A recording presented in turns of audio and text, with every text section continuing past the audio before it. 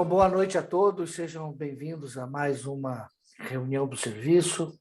É uma honra tê-los aqui conosco, como sempre, às quartas-feiras. Hoje, especialmente aí, o Agéias, um amigo de longa data, que a gente estava conversando um pouquinho antes de começar, que faz tempo que a gente não se vê. São aí os problemas da pandemia e lembrando aí momentos gostosos que passamos juntos aí, desbravando o mundo na busca de aprender um pouco mais. E o Agés, ao longo desse tempo, é um intensivista raiz, mas que enveredou para o mundo da gestão e fez isso de uma maneira brilhante. Tão brilhante que a gestão roubou ele da beira do leito na terapia intensiva. Hoje, o Agés é o diretor de práticas médicas, qualidade e segurança assistencial do Hospital Jairita Albert Einstein, mas um intensivista de beira-leito de grande experiência, e vai falar para nós hoje os 10 aprendizados aí sobre qualidade e segurança do paciente. Um assunto importante, nós estamos aí no centenário do Colégio Brasileiro de Cirurgiões, Colégio Americano de Cirurgiões, desculpa, não brasileiro. Teve a primeira iniciativa de preocupação aí com alguma estratégia de melhoria de qualidade, e apesar desse centenário, nós ainda engatinhamos nesse assunto, e é muito importante que a gente possa ter a referência de alguém com experiência do Agéias para poder discutir esse assunto. Agéias, muito obrigado aí por ter aceito o nosso convite, e a tela é sua. Obrigado, Edelon. Para mim é sensacional estar aqui com vocês. Eu acho que se eu pudesse passar para vocês aí um pouco da história comum que eu, Edelon, o próprio Fernando, né, nós tivemos na MIB durante tanto tempo, em especial na comissão da prova de título de especialista. A gente tem histórias engraçadíssimas da época, né? Eu me lembro daquela nossa primeira prova lá em Salvador, às 23 horas da manhã, corrigindo a prova. Entre outras histórias aí inesquecíveis, né? As viagens para fora, as dificuldades no primeiro congresso, quando ele se tornou anual, e na primeira prova prática, né? Que eu tenho um orgulho absurdo, tremendo, de dizer que eu fui do time do Fernando, que era presidente na época da comissão de título de especialista. Então, são coisas assim que eu guardo, e toda vez que eu tenho a oportunidade de estar com você, Delon, com o Fernando e com todos aí da terapia intensiva, né, que é minha casa, eu sempre vou ficar muito feliz. E muito desses 10 aprendizados que eu tive foram motivados pelas oportunidades que eu tive da terapia intensiva, né? Em determinado momento, a gente perguntava assim, como é que nós vamos fazer para melhorar o atendimento na UTI, como é que a gente vai conseguir melhorar a qualidade. E, assim, com muito orgulho também, né, na gestão do Fernando, como presidente da MIB, uma das coisas que mais me impulsionou a ir nesse caminho da qualidade foi quando ele me convidou para ser o diretor lá da área de qualidade e segurança da MIB, e quando nós fizemos alguns projetos conjuntos, entre os quais o projeto da aviação e da criação do curso de fatores humanos, o CRM, motivado por todo esse direcionamento dado pelo Fernando, e o Edelon participando também. E foi ali que as coisas enveredaram para eu assumir agora, né, em 2019, 2020, essa posição de qualidade e segurança lá no Einstein. E a gente tem muita história, como eu falei, para contar. Eu vou tentar contar um pouco dessa história, mas, por favor, fiquem à vontade aí, se vocês, durante a apresentação, tiverem dúvida, quiserem colocar alguma coisa pelo chat, a gente vai se acertando aqui. Então, para não perder tempo, eu gostaria, é sempre bom quando a gente fala em qualidade e segurança, lembrar, eu acredito que todos que estamos aqui somos profissionais da equipe multidisciplinar, não sei se tem só médicos, mas Temos outros independente. profissionais também, às vezes. É sensacional ter um time multidisciplinar, porque embora essa frase que consta no juramento médico seja do juramento médico, ela vale, obviamente, para todos nós da equipe multidisciplinar, né? E eu não sei se isso foi, de certa forma, eu não diria banalizado, mas, de certa forma, no nosso dia a dia, acaba em alguns momentos sendo esquecido. E o resultado é que, assim, a despeito de uma série de coisas que aconteceram na área de gestão de qualidade hospitalar, e eu vou dar uma ênfase especial em áreas de alta complexidade, como a terapia intensiva, talvez seja a área de maior complexidade e, com certeza, mais afetada durante a pandemia, por tudo que aconteceu com a nossa especialidade. Mas nós tivemos uma série de conhecimentos que foram adquiridos ao longo desses 22 anos, aí, dos últimos 22 anos. E por que 22 anos? Porque é o marco da publicação do Two Years Human, que talvez tenha sido pelo Institute of Medicine, que agora é National Academy of Medicine, né, NAM, e talvez tenha sido o grande monolito dessa área, né? Foi o momento em que foi chamada a atenção, principalmente da classe médica, da importância de nós nos voltarmos para a gestão da qualidade e da segurança do paciente em virtude da quantidade absurda de eventos adversos graves que seriam, inclusive, evitáveis naquele cenário em 1999 e 2000. Mas, a despeito de tudo que se aprendeu, de tudo que se fez, eu posso citar para vocês as inúmeras melhorias em protocolos de dor torácica, os atendimentos que nós fazemos hoje com sepse e choque séptico, totalmente diferente do que nós fazíamos no final da década de 90, o quanto que se aprendeu, o quanto que a medicina intensiva fez história naquele início dos anos 2000, com tantos estudos interessantes na época, né, do Prowess, da proteína C recombinante, que a gente aprendeu muita coisa a respeito da droga depois de ter sido retirada do mercado, passando pelo estudo da ARDS, NET, passando pelo estudo do controle glicêmico, Early Go Direct Therapy. Foi um absurdo que a gente aprendeu em tão pouco tempo, se a gente imaginar que 22 anos do ponto de vista histórico é muito pouca coisa, né? Eu tive, né, eu, Ederlon, Fernando, Marconi, tivemos o privilégio de acompanhar tudo isso, toda essa história, né? E a despeito dessa história do quanto que a gente aprendeu e melhorou, nós ainda temos uma casuística alarmante em relação a eventos adversos em hospital e, consequentemente, na terapia intensiva, né? Essa publicação que vocês estão vendo aí na tela é uma publicação recente, de 2021, foi feita pela Organização Mundial de Saúde, e é meio que uma chamada, um action plan, né, para eliminação de eventos que causam dano ao paciente que são evitáveis. E dentro da publicação tem alguns dados alarmantes, né? 1 em cada 10 pacientes sofrerá um evento adverso durante seu cuidado à saúde. Então, independente dele estar no hospital, no ambulatório, na atenção primária, etc., em algum momento ele vai sofrer um evento adverso. 134 milhões de eventos acontecem devido a cuidados inseguros nos países subdesenvolvidos, grupo do qual o Brasil faz parte. E aqui a gente pode citar desde infecções relacionadas à assistência que seriam evitáveis, quedas, úlcera por pressão, até eventos relacionados à prática médica. Eventos adversos contribuem para 2,6 milhões de mortes todos os anos, né? E aí a gente está falando como um todo, não só em países subdesenvolvidos. E o custo social desse dano ao paciente chega a 2 trilhões por ano, também num cenário global. Então, como eu falei, a despeito de tudo que a gente aprendeu, nós temos que fazer essa pergunta, né? Como é que a gente pode melhorar o cenário atual? Como é que a gente pode criar um ambiente mais seguro no hospital, na terapia intensiva, no centro cirúrgico, e por aí vai.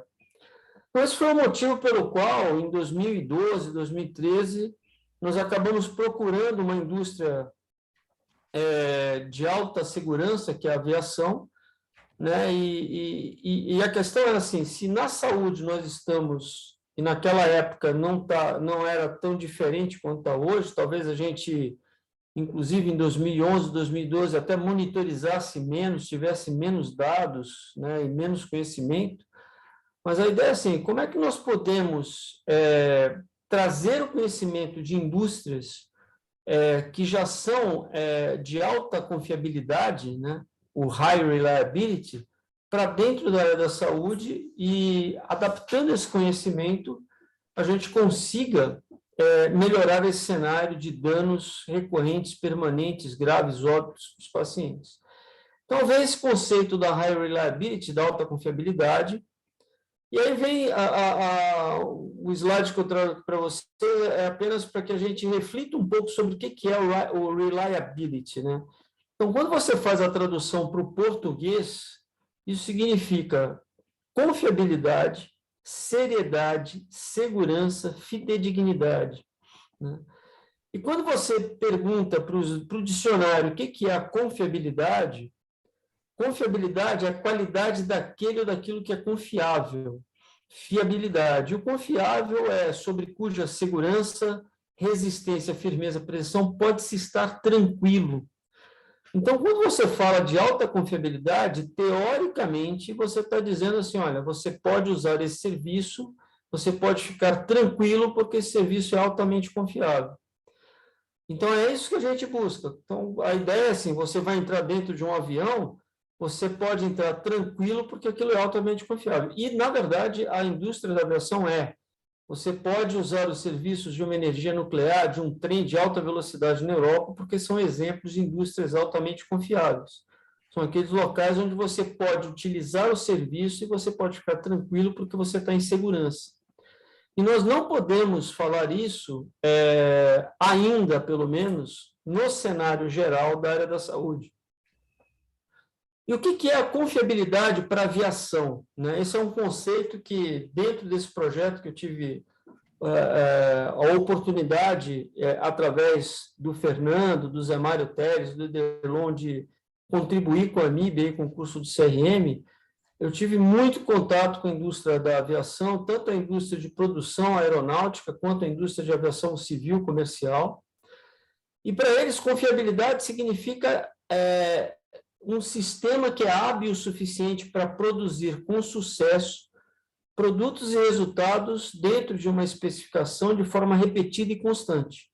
Então, se nós trouxermos esse conceito para a nossa realidade dentro da terapia intensiva, seria você ficar num período de tempo quase que infinito, recebendo pacientes, tratando pacientes, dando alta para pacientes e nada acontecer.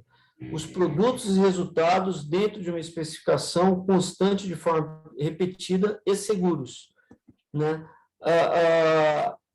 Na realidade, o que hoje nós chamamos de resiliência, a capacidade de uma organização em manter de maneira constante um estado seguro de operação, recuperando-se rápido e recobrando esse estado seguro quando algo dá errado.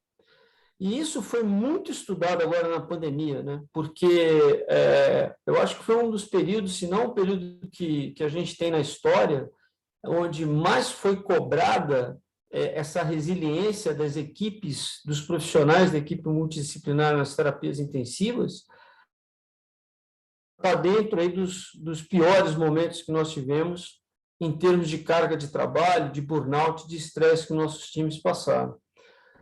E eu digo isso porque a gente teve outros episódios como a polio na década de 50, a própria gripe espanhola nos anos 20, mas igual ao que nós tivemos agora com ondas e mais ondas, né, de recrudescência dessa infecção, né, quando a gente achou que estivesse melhorando, veio aquela pancada no início de 2021, com falta de oxigênio, aquele estresse atrás de equipe qualificada para trabalhar na UTI, um verdadeiro cenário de guerra. Então, de certa forma, isso gerou aumento de eventos adversos, aumento de infecções, né? Tem relatos aí de 40%, 47% de aumento de infecções no mundo inteiro.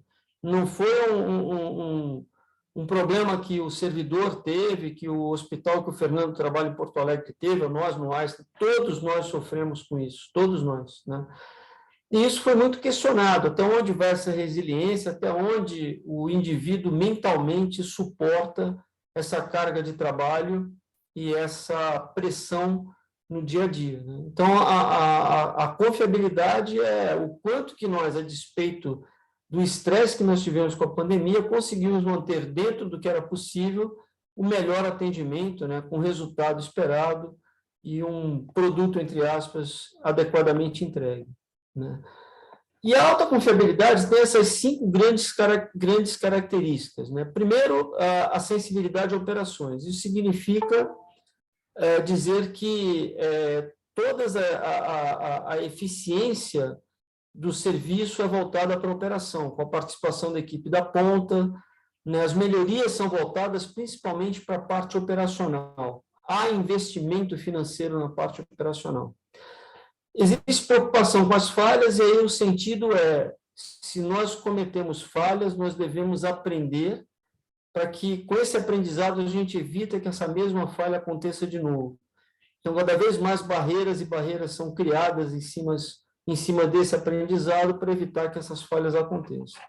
E isso é feito sempre com o expert do lado. Então, a deferência e expertise é você ter a equipe da ponta participando das soluções, das melhorias de processo, preferencialmente com especialistas à frente.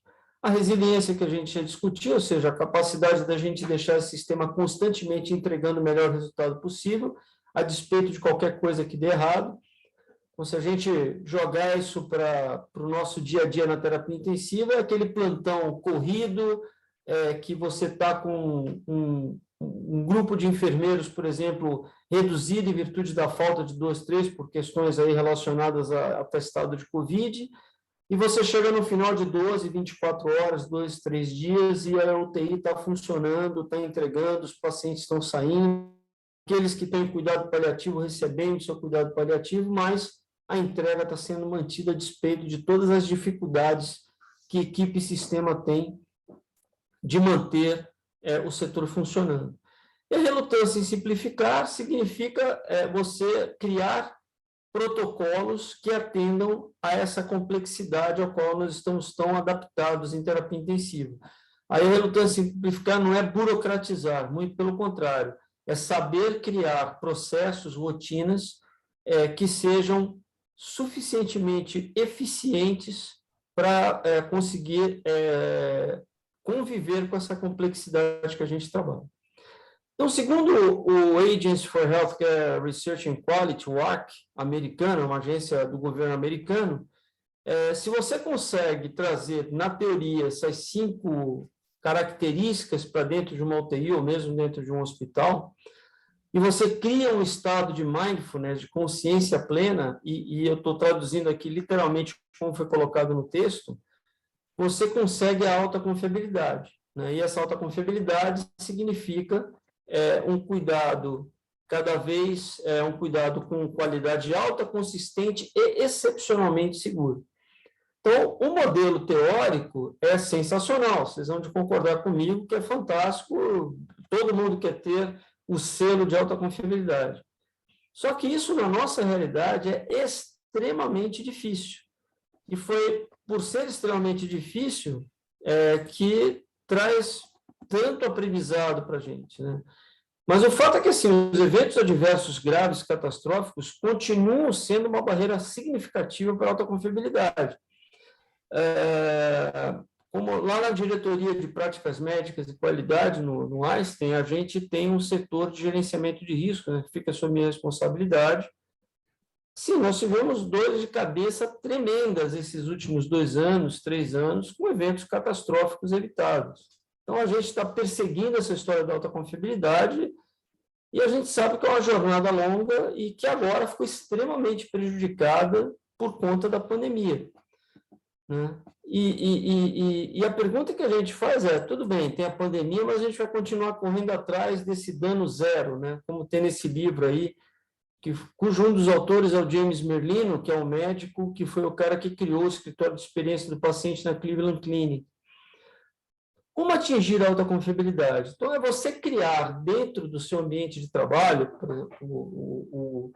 a UTI do servidor estadual quer ser uma UTI de alta confiabilidade, tolerância zero a eventos que causam dano permanente ou levam óbito ao paciente e são evitáveis. E eu chamo a atenção desse conceito, pessoal, porque assim, a gente vê muito profissional da área da saúde confundindo evento adverso com complicação relacionada a tratamento clínico. Uma coisa é você ter um evento evitável, a gente vai mostrar aqui para vocês uma lista de eventos que são evitáveis. A outra coisa é você fazer um procedimento cirúrgico, esse paciente tem uma complicação relacionada a esse procedimento. Uma complicação que é descrita na literatura e que não é evitável.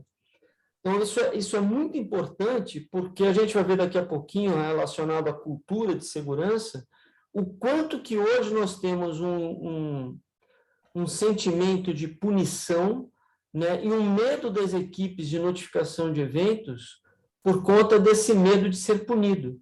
E isso daí está, assim, muito linkado com essa diferenciação daquilo que é evitável e daquilo que é dano e que não é evitável.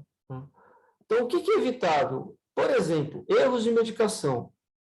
Na imensa maioria das vezes é evitável. Isso envolve dispensação de derivados, de hemoderivados, hemocomponentes.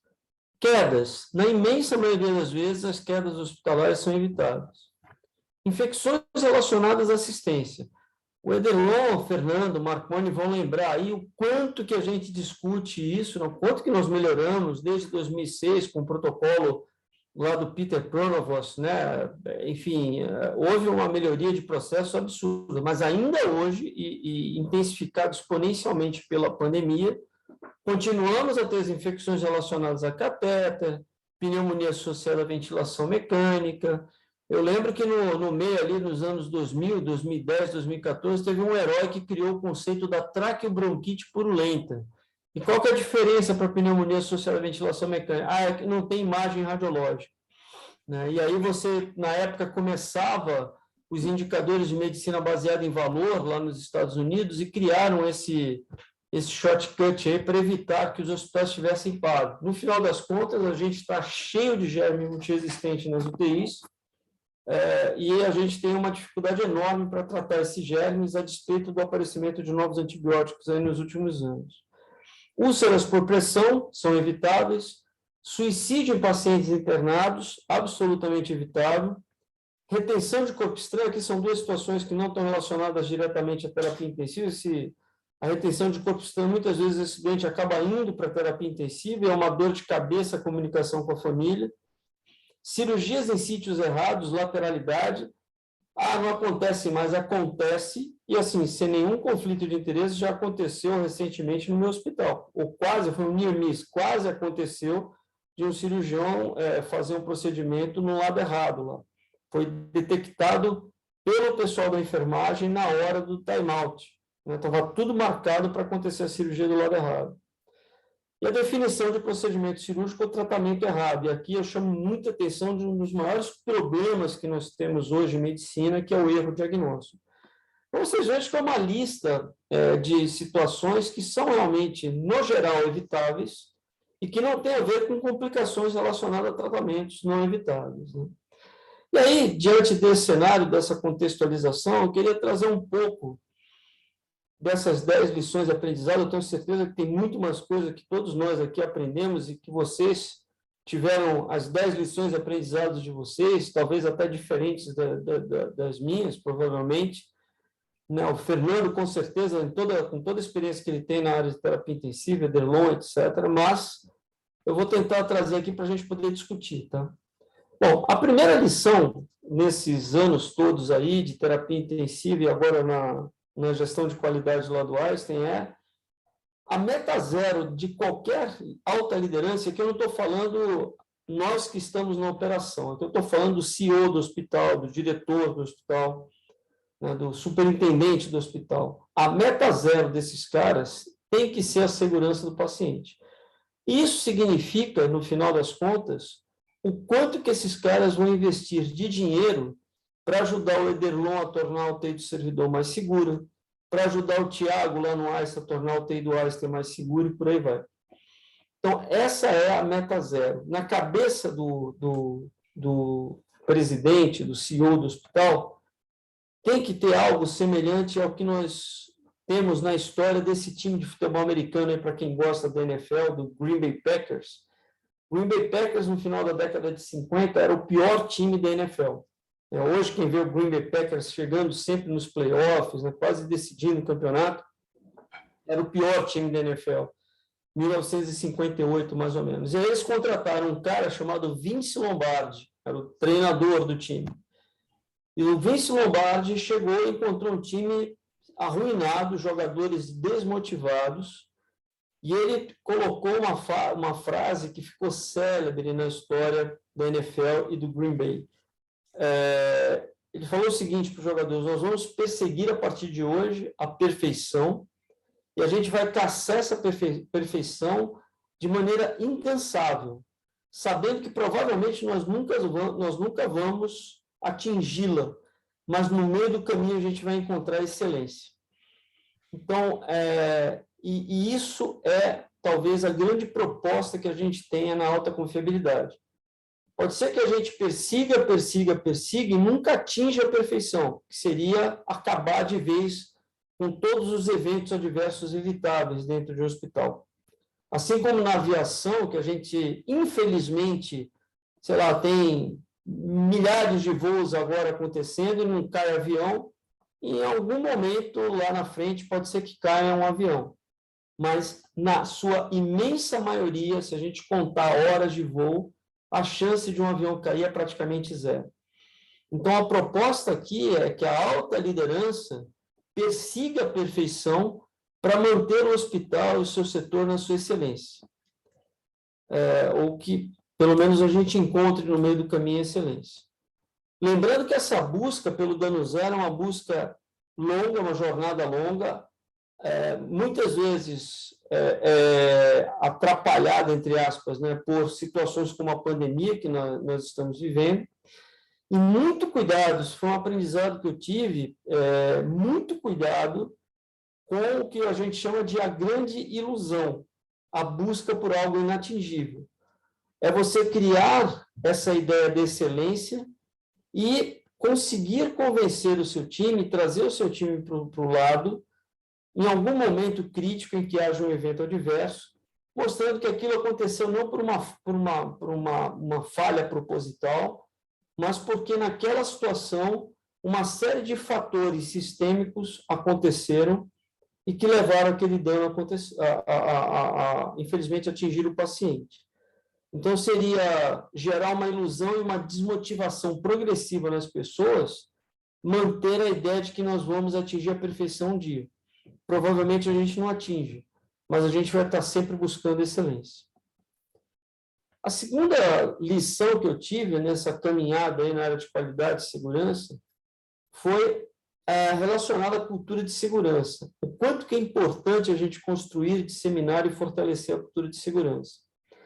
A cultura de segurança tem 3 grandes pilares: a comunicação, ou seja, a notificação de eventos adversos. Isso pode ser feito dentro de um setor, mas preferencialmente de maneira sistêmica dentro de uma organização de saúde. A cultura do aprendizado, assim, uma vez que eu notifico de maneira cega, né, eu não preciso expor a pessoa que está notificando que ela apareça e falar: quem notificou foi o fulano. Não é isso, é notificação cega. Mas essa notificação gera uma avaliação do evento e um aprendizado em cima desse evento para que a gente evite que essa falha aconteça novamente. E o terceiro grande pilar, que é um pilar um pouco mais recente na cultura de segurança, é o pilar da cultura justa. E a gente vai ver daqui a pouquinho o que é a cultura justa. A cultura justa é aquele olhar sistêmico e não individual. Não é apontar o dedo e falar: olha, o culpado é ele. É não punir, exceto em casos de violação. Isso vem da aviação. Na aviação era muito comum a cultura punitiva, até por conta das origens militares de grande parte dos comandantes da aviação civil no início da década de 60 e 70, ou nos anos 60 e 70. E a punição ela é deletéria para a cultura. A partir do momento que eu aponto o dedo e considero o doutor fulano, que passou um catéter central na UTI e fez um pneumotórax, o paciente morreu, culpado, ninguém mais vai notificar nessa unidade um evento relacionado a pneumotórax. E isso faz com que a gente destrua a cultura de segurança, porque a gente não vai notificar, a gente não vai comunicar e, consequentemente, a gente não vai aprender com os nossos erros. Então, pessoal, um dos grandes aprendizados que nós tivemos nessa área, e muito por conta de fatores humanos na aviação, é tente sempre que possível não punir. E quando punir? Nos casos em que nitidamente houve violação. O indivíduo propositalmente tomou uma atitude que levou um dano ao paciente. E quando que isso é vislumbrado, quando que isso é analisado, né?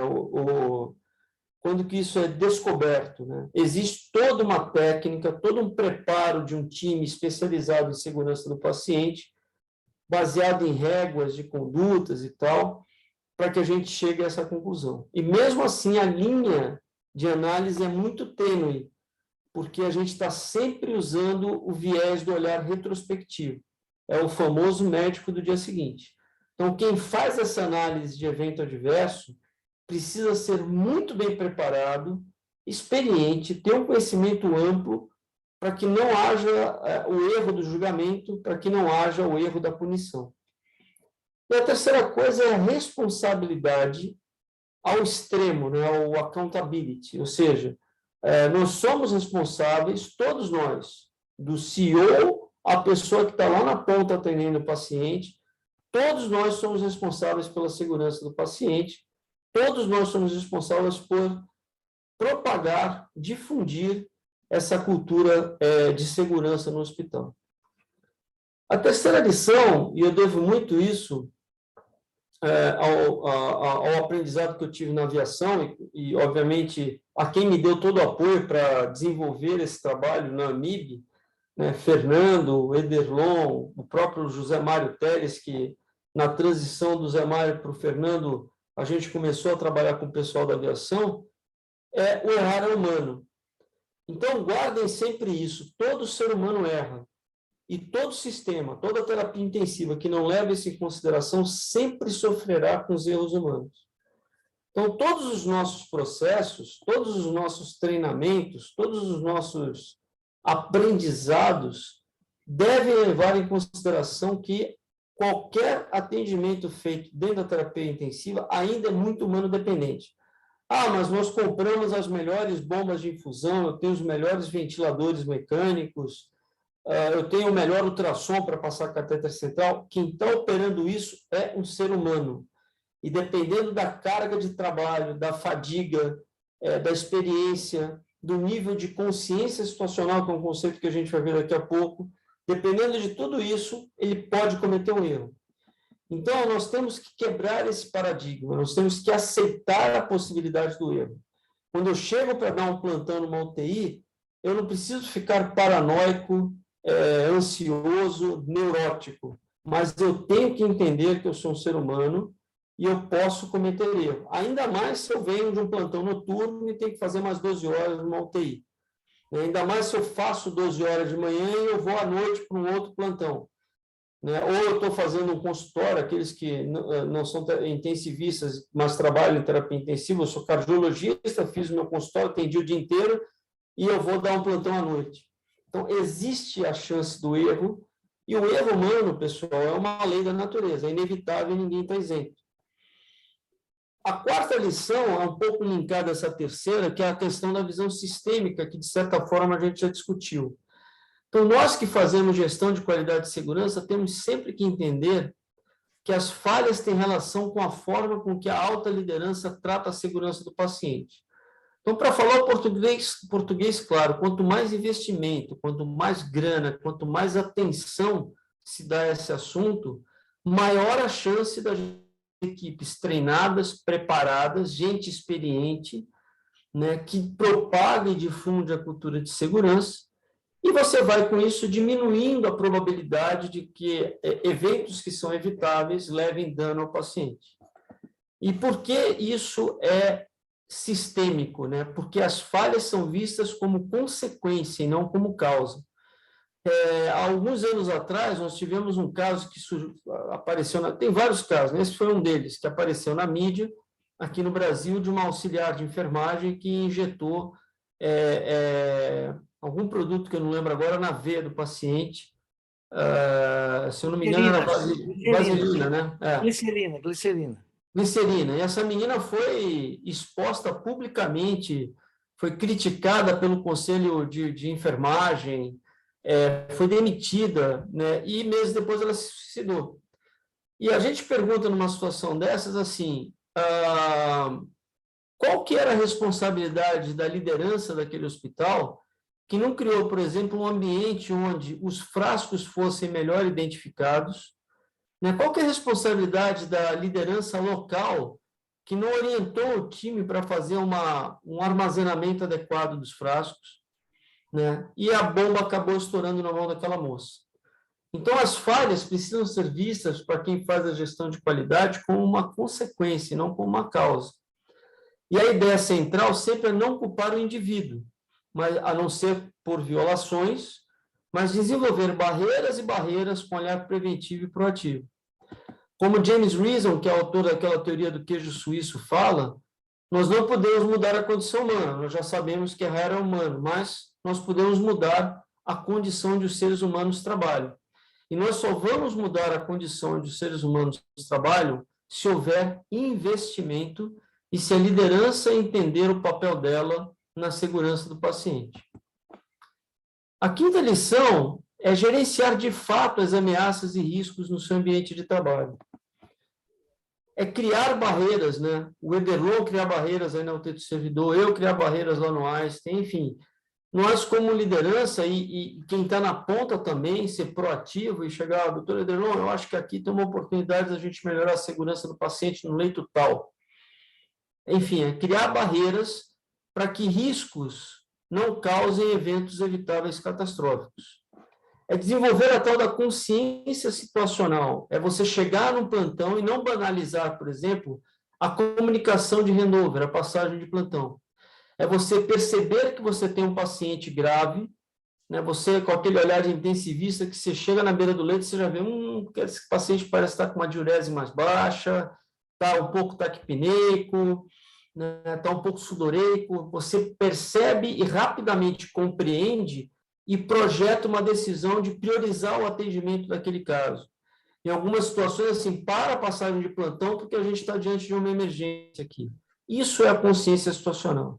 E essa consciência situacional não pode ser individual, tem que ser coletiva, ela tem que ser propagada para a equipe multidisciplinar.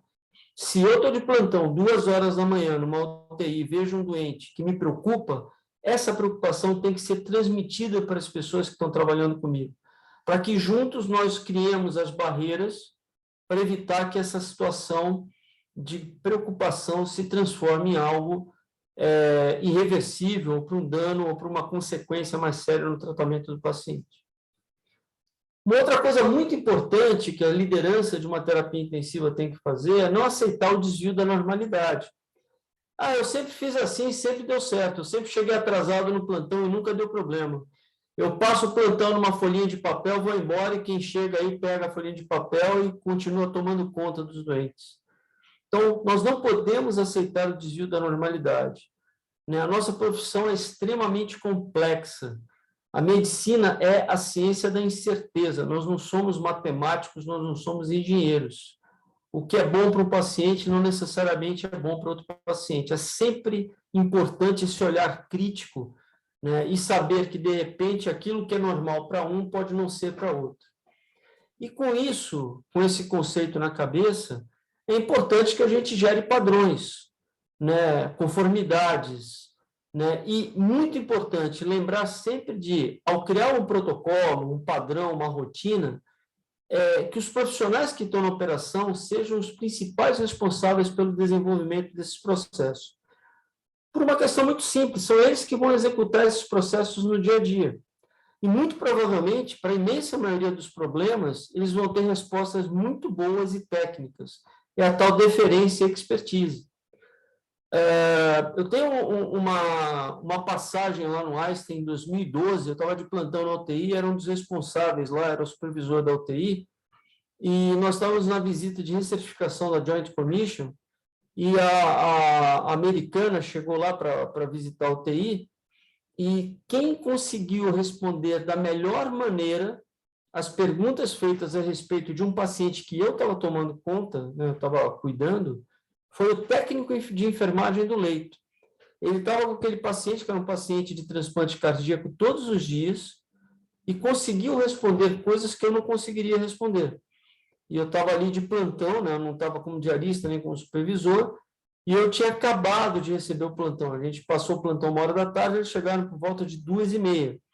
E, claro, com 10 doentes para ver, eu não consegui pegar em detalhes todos, né? E as respostas foram muito bem dadas por quem estava na ponta, por quem estava executando a tarefa de cuidar daquele doente no dia a dia. Sempre que possível, nós precisamos automatizar nossos processos, ou seja, tirar a dependência do fator humano, e isso é muito difícil na terapia intensiva. Agora, com inteligência artificial, com machine learning, talvez a gente consiga automatizar melhor, mas nós já avançamos muito. Esse exemplo da bomba de infusão é um deles.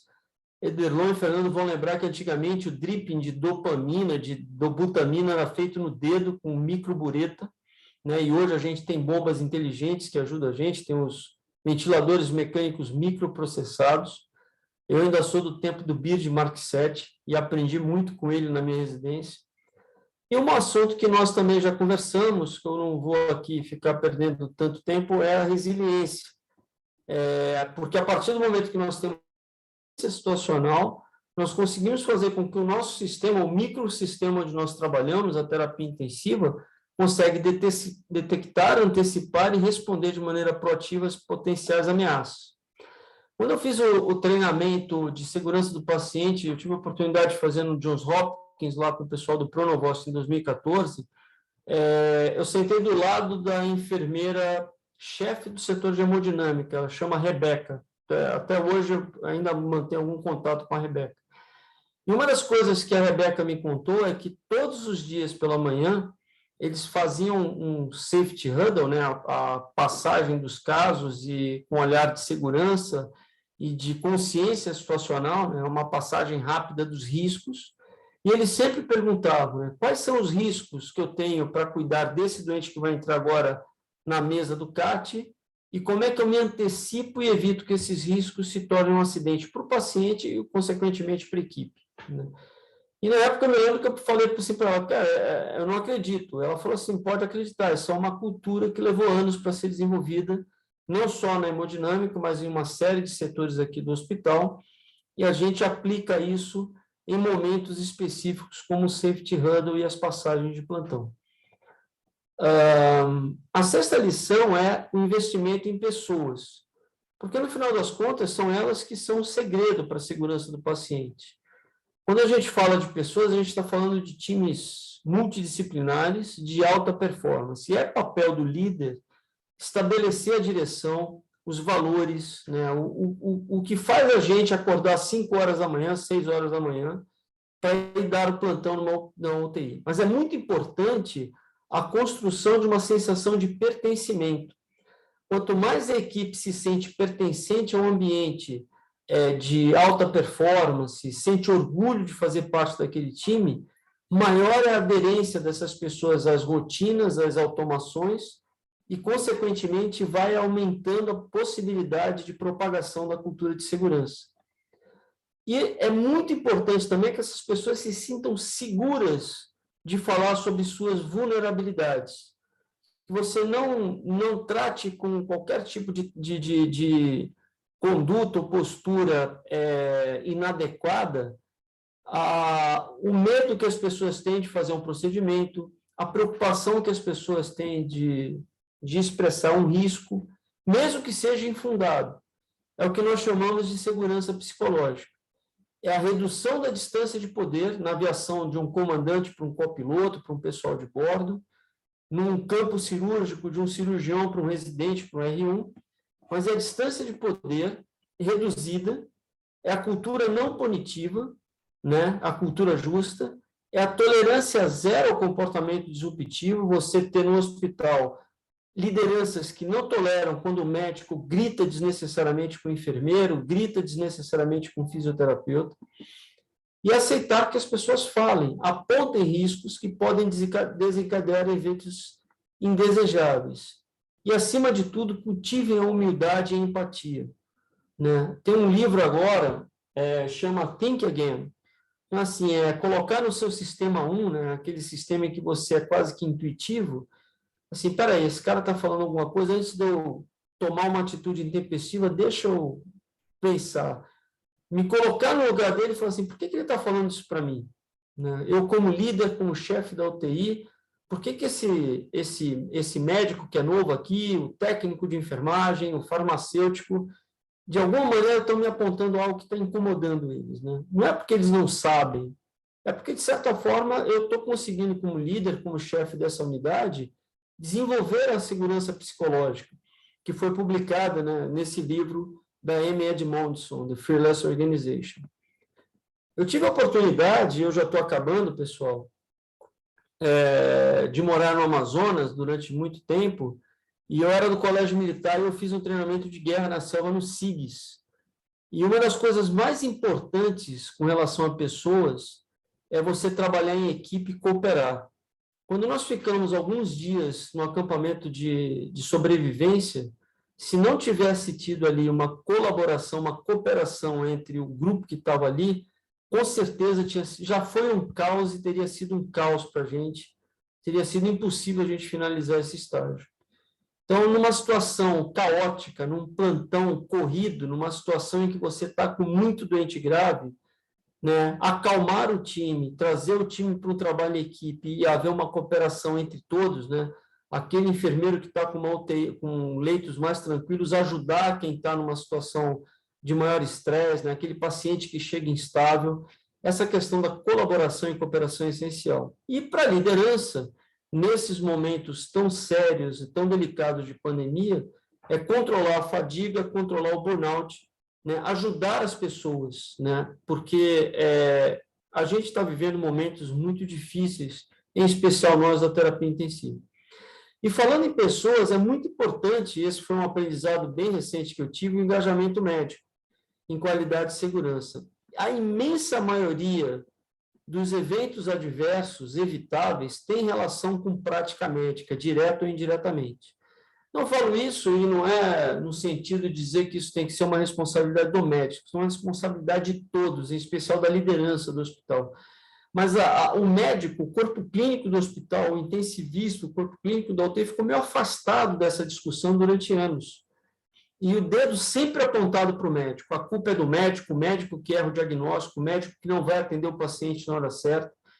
E o médico não participou da construção de uma série de protocolos e não participou dessa discussão. Então, está na hora de nós termos o médico do nosso lado. Poucos sistemas de saúde promovem o engajamento do corpo clínico em questões de qualidade. E isso se torna uma barreira quase que intransponível para as melhorias e para a eficiência operacional. E a despeito da necessidade que nós temos de trabalho multidisciplinar, o conhecimento médico pode ajudar bastante na criação de melhorias, na criação de protocolos de segurança do paciente. Essa compactuação com os médicos no engajamento é fundamental, definindo responsabilidades de todas as partes e criando essa interdependência da instituição com o médico. A lição número 8 é a construção de uma organização que sempre aprende. A gente viu um pouco isso na cultura de segurança, aprender com os erros, envolver o time de operação na melhoria, como já falamos, escutar os experts e desenvolver o link entre o aprendizado e o treinamento do time. Por várias vezes, né, e o CRM da MIB é um grande exemplo, nós fazemos treinamentos, nós fazemos cursos, as pessoas saem maravilhadas dos cursos, mas não existe um link entre o que foi aprendido na sala de aula e o que acontece no dia a dia. Então, eu chamo a atenção que treinamentos isolados não garantem alta confiabilidade. Eles não são suficientes para alta confiabilidade, mas são extremamente importantes se atrelados a melhoria de processos e protocolos. Então, se você, por exemplo, vai fazer um novo protocolo de sedação e analgesia dentro da UTI, faça o treinamento atrelado a esse novo protocolo. E dentro desse treinamento, treine as pessoas também em competências não técnicas, né? Comunicação, trabalho em equipe, consciência situacional. Crie cenários nesse treinamento de sedação e analgesia, onde a comunicação, por exemplo, seja atendida, né? Participe. Isso, na aviação, tem um treinamento que é um treinamento em simulação chamado LOFT, é o Line Operation Flight Training. É um treinamento em que você coloca piloto, copiloto e pessoal de bordo em simulação, nos simuladores que são aviões quase verdadeiros, e além das questões técnicas, são discutidas questões de trabalho em equipe, de consciência situacional, de comunicação principalmente. Então, isso é muito importante, sabe? A gente linkar o conhecimento das soft skills a questões práticas, senão ficam discussões teóricas infindáveis e a gente não consegue linkar com o nosso dia a dia. E muito importante, esses treinamentos, esses protocolos precisam gerar indicadores para acompanhamento de valor no longo prazo. A nona lição é ser um líder nível 5. O que é um líder nível 5? É um conceito desenvolvido por um cara da administração de Harvard chamado Jim Collins, que fala que o líder tem que ter todas as características que até hoje publicaram de um líder e mais uma que é essencial, chamada humildade. Humildade, pessoal, é uma palavra que vem do latim da terra, ter os pés no chão, e que para nós médicos deveria significar: eu sei qual é o meu limite. Eu não preciso ter vergonha de dizer eu não sei, eu não consigo passar esse catéter porque é um catéter difícil, eu não tenho tanta experiência, eu vou chamar a ajuda de um anestesista para entubar esse doente porque é uma via aérea difícil. Ter os pés no chão e saber que qualquer passo em falso que você dê pode gerar uma consequência, não para você a princípio ou nesse momento, mas para o paciente. E você pode sofrer consequências evitáveis lá na frente. A mais temida de todas, sem dúvida, é a judicialização. Mas o dano, ao contrário de um avião que cai e o piloto morre junto, é eterno para o paciente e para a família. Então, esse líder escuta diversos pontos de vista antes de tomar decisão, valoriza a tarefa de cada membro da equipe para chegar aos resultados, chama para si a responsabilidade de algum fracasso da equipe, mesmo que a culpa não seja do líder, né? E não é o Luxemburgo, né? Eu ganho, nós empatamos e vocês perdem. É aquele cara que está junto com o time e assume a culpa, porque a responsabilidade é de todos, como a gente já falou. E evita falar de si próprio nas reuniões e palestras e utiliza exemplos de outras pessoas da equipe. Então, essas características mais a humildade levam à liderança nível 5. E dá o exemplo de humildade em cada atitude, como a gente falou. O líder focado em segurança assistencial promove a comunicação dos princípios de segurança, constrói engajamento e accountability, e dá suporte às operações com foco em alta confiabilidade. Enfim, aquele cara que, de maneira humilde, propaga, em última análise, a cultura de segurança. E a última lição, e essa eu aprendi mais recentemente, embora intuitivamente praticamente todos nós já soubéssemos disso, desde que nós recebemos os nossos diplomas, é trabalhar por um propósito. E trabalhar por um propósito não é acordar às 5 horas da manhã para ir dar um plantão no UTI pensando que eu vou ganhar X mil reais depois de 12 horas. É gostar do que faz, e gostar do que faz trabalhando com a sua equipe de forma unida, trabalhando de forma motivada e com um olhar positivo, né? De tentar sempre fazer o melhor, de estar ali para contribuir, de saber humildemente o seu limite, né? O Einstein já falava que a gente tem que ficar longe de pessoas negativas, porque elas têm um problema para cada solução. E é verdade, né? Para cada problema que a gente tem, para cada solução que a gente tem, o cara negativo sempre acha 2, 3 problemas. E para terminar, pessoal, dentro dessa questão do propósito, eu queria chamar a atenção dessa publicação, que é de 2016, da Arabella Simpkin, no New England. Eu acho que é uma das publicações mais importantes da medicina geral, né? E por que não da terapia intensiva, que foi feita nos últimos 10 anos, e ela fala da tolerância à incerteza. Seria essa a nova revolução da área médica, né?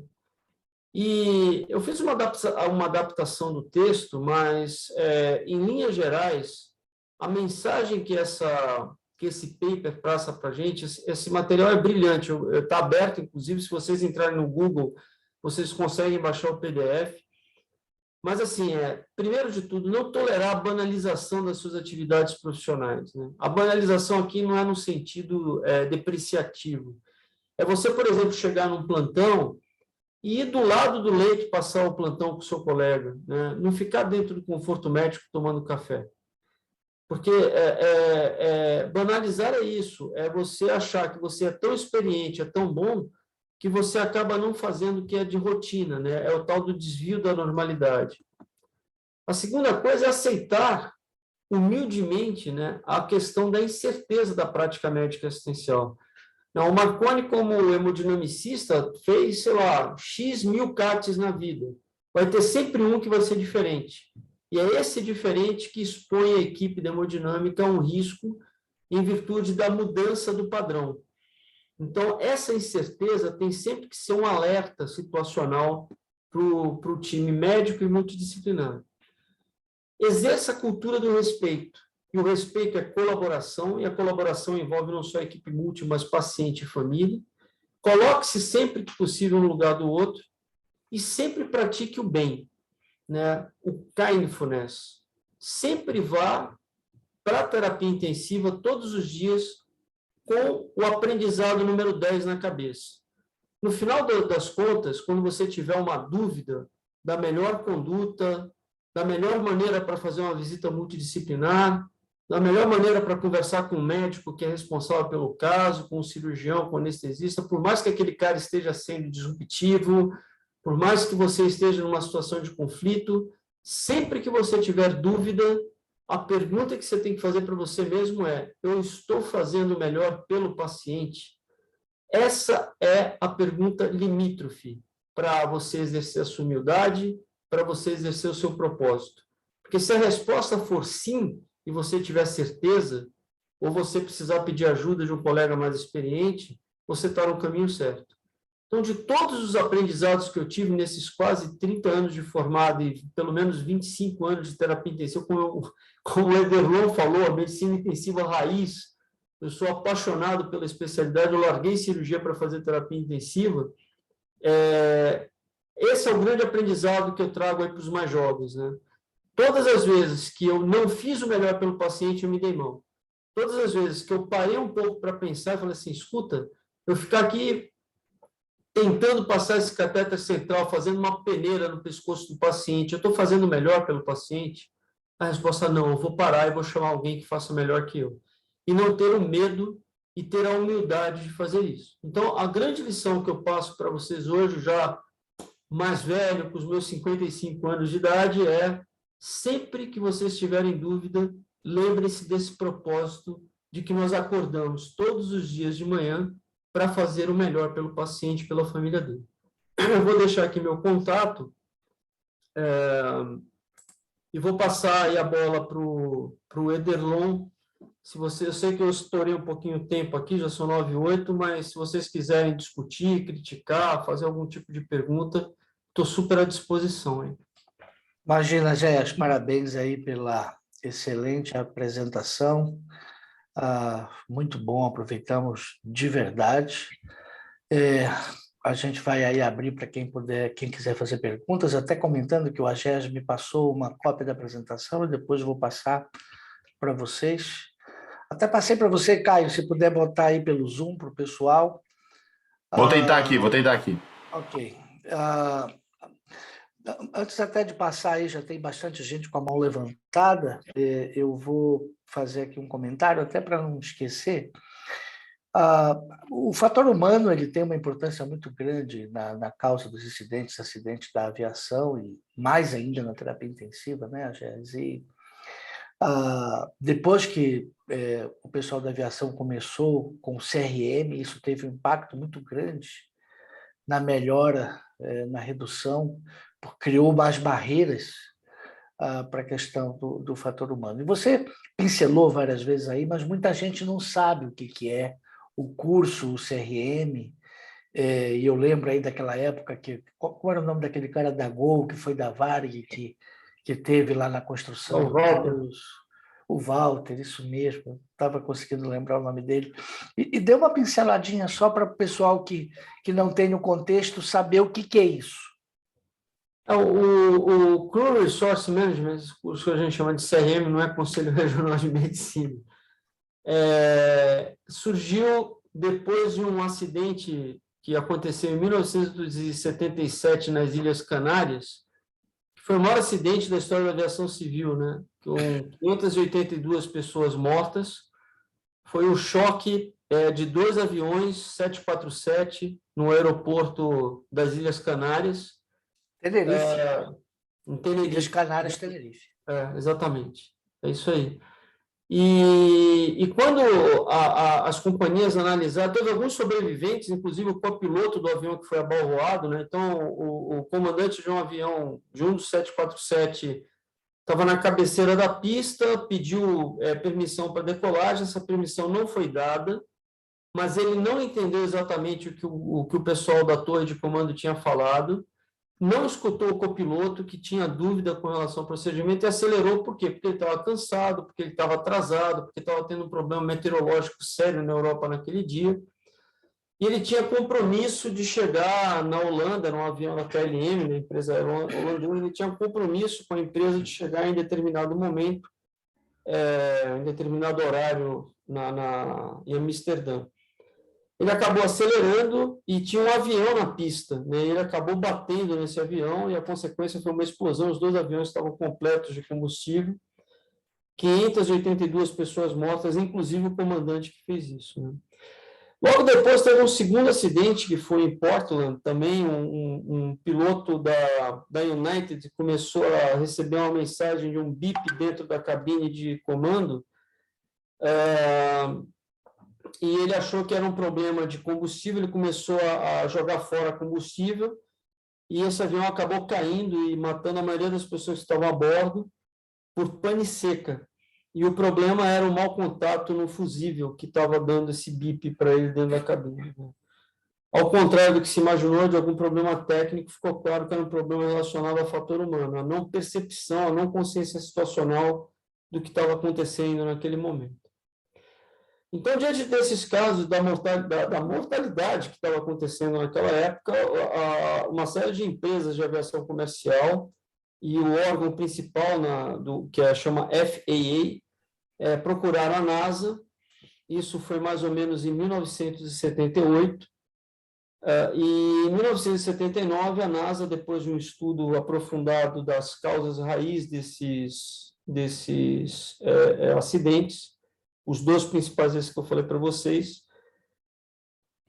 criou esse treinamento que eles chamavam na época de Cockpit Resource Management. É um treinamento para as equipes de comando de aviões baseado em fatores humanos. O que é o fator humano, né? São questões não técnicas relacionadas ao trabalho no dia a dia. Como você se comunica com o seu ambiente de trabalho, do ponto de vista de ergonomia, do ponto de vista de comunicação, de consciência situacional para tomada de decisão adequada e no gerenciamento de equipes e conflitos, né? Porque muitas vezes acabam conflitos aí não no sentido de briga, mas conflitos no sentido de ideias, de opiniões e de condutas para tomada de decisão. Então, esse treinamento foi um marco na história da aviação, porque, a despeito de ser um treinamento, ele começou a ser realizado tanto sozinho como em conjunto com treinamentos técnicos, e ele veio ao longo do tempo, junto com melhorias progressivas da tecnologia e dos ambientes de cabine de comando, a comunicação entre as diversas partes que trabalham dentro da aviação, ele veio diminuindo progressivamente o número de acidentes aéreos, e até chegar em 2017, foi considerado o ano mais seguro da aviação, onde a gente não teve nenhum acidente aéreo com morte, né? Foi acontecer apenas no início de 2018, ou no segundo trimestre de 2018, quando possivelmente um míssil acertou um avião da Ucrânia que estava sobrevoando o território russo.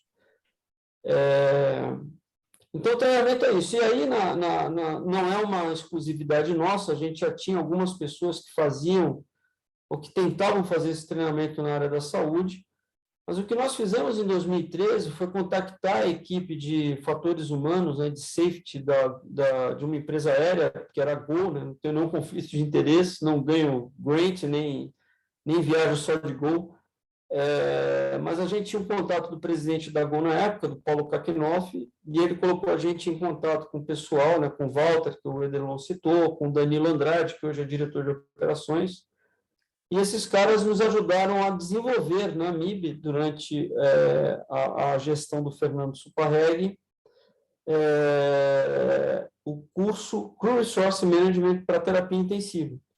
E o que nós fizemos foi, com metodologia de andragogia, trazer para a sala de aula um formato de treinamento para a segurança de paciente grave, que trabalhava o fator humano e que procurava trazer para os alunos, e procura trazer para os alunos, protocolos como Safety Huddle, protocolos de passagem de plantão, de equipe visita multidisciplinar, que, atrelados a esse conhecimento de fator humanos, tentam promover um ambiente mais seguro dentro da terapia intensiva.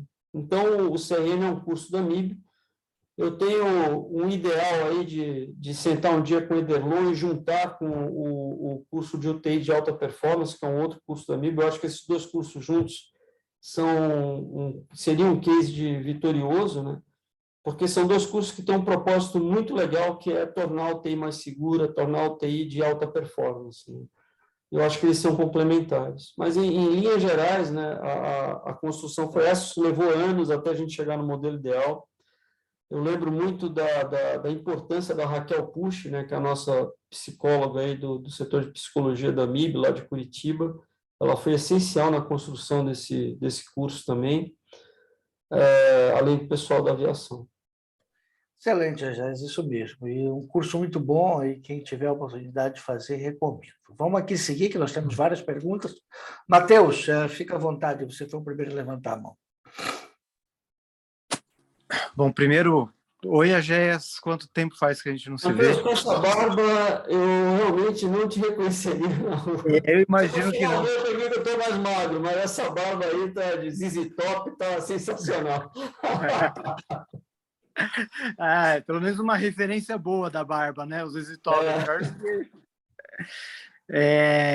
Primeiro, fantástica aula. Você sabe que eu sou seu fã, eu gosto muito de você. Você me ajudou muito aí no começo da carreira e tudo mais. E sempre um prazer em te ouvir, na verdade, ver suas aulas. Eu fiz o CRM com você, na verdade, e com a Raquel. Foi fantástico, foi uma experiência ótima, um curso muito bom que tinha vontade de que acontecesse mais vezes, na verdade. Mas a minha pergunta, Jéssica, é o seguinte: durante a aula você falou isso algumas vezes, e eu acho que uma coisa bem importante é fazer com que